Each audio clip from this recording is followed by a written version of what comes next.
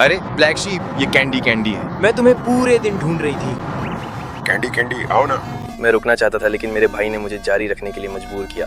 बस ऐसे ही हमने अपने ऊपर जानलेवा मुसीबत ले ली। तो क्यों ना तुम ये मान लो कि मैं वहीं तुम्हारे साथ बैठी हूँ। और अगर मैं वहाँ होती रस्टी नेल, तो जानते हो मैं क्या करती? कृपया मुझे बताओ। मैं तुम्हें अच्छा महसूस करूँगा। ठीक उसी समय जब हम अपनी जिंदगी के सबसे अच्छे पल बिता रहे थे, रेडियो सिग्नल अचानक खराब हो गया। उसी रात वह आवाज़ फिर से रेडियो पर सुनाई दी। मेरा भाई तुरंत ही उत्साह से भर गया। उसने मुझसे कहा कि मैं हमारे कमरे के बगल वाले कमरे में रहने वाले व्यक्ति से मिलने का इंतजाम करूं। पता चला कि जब मेरा भाई पहले कमरे की चाबी लेने गया था तो बगल वाले कमरे के एक मोटे आदमी ने उसे कोहनी मार दी थी, बिल्कुल बिना किसी वजह के। अपने भाई का बदला लेने के लिए मैंने उन्हें हमारे होटल का पता बता दिया। कौन सा कमरा? कमरा 17 आधी रात। समझ गई ना बेबी? समझ गई। Pink champagne. तुम्हें पिंक शैंपेन पसंद है ना? और अगर किसी तरह तुम पिंक शैंपेन ला सको तो वह मेरी पसंदीदा है। समझ गई, ठीक है, धन्यवाद। मुझे इंतजार नहीं हो रहा। आधी रात को एक बड़ा ट्रक होटल के सामने आकर रुका। हम दोनों खिड़की की ओर दौड़े और अचानक देखा कि एक बहुत बड़ा आदमी हमारी ओर आ रहा है। कचरा मैदान जेम। फिर हमने अगल बगल के कमरे से दो आदमियों की आवाजें सुनी। ये तो कमाल है। काम पर जा रहे हैं। बस अंदर आओ और चले जाओ। लेकिन मुझे कुछ अजीब सा महसूस हो रहा था। अगल बगल के कमरे से बातें अचानक बंद हो गईं और उनकी जगह डरावनी भारी सांसों की आवाजें आने लगी। मुझे लगता है किसी को चोट लग गई है।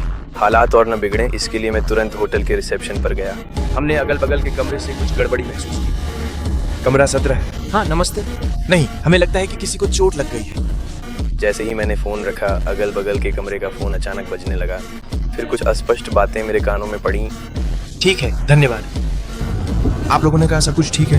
जैसे ही हमें लगा कि हम ज्यादा सोच रहे हैं, पुलिस की अचानक आई मुलाकात ने हमारे भ्रम तोड़ दिए।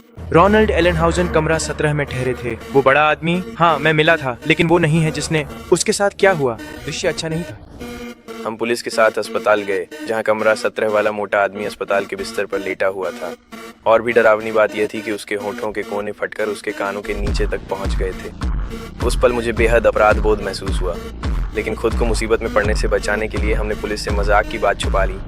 हमारा बदला बहुत जल्दी मिल गया। वाह कैंडी कैंड। अब हमें पता चल गया था कि हम किसी खतरनाक इंसान से निपट रहे हैं, इसलिए हमने तुरंत सब कुछ कबूल कर लिया। देखो, मैं एक लड़का हूँ। ये तो बस एक मजाक था। माफी मांगो। जैसे ही मैं माफी मांगने ही वाला था, मेरे भाई ने मुझसे रेडियो छीन लिया। सुन, तू बीमार आदमी। फ्रीक शो, हरामी। तुझे मुझसे कुछ भी नहीं मिलेगा। जानता है क्यों? मेरा भाई पूरी तरह यकीन कर चुका था कि वो आदमी हमें कभी नहीं ढूंढ सकता, लेकिन दूसरी तरफ से आई एक बात ने उसे इतना डरा दिया कि वो लगभग खुद पर काबू खो बैठा। तुम कोई काली भेड़ नहीं हो। तुम्हें वाकई में उसे ठीक करवा लेना चाहिए। क्या ठीक करवाना चाहिए? तुम्हारी पूंछ।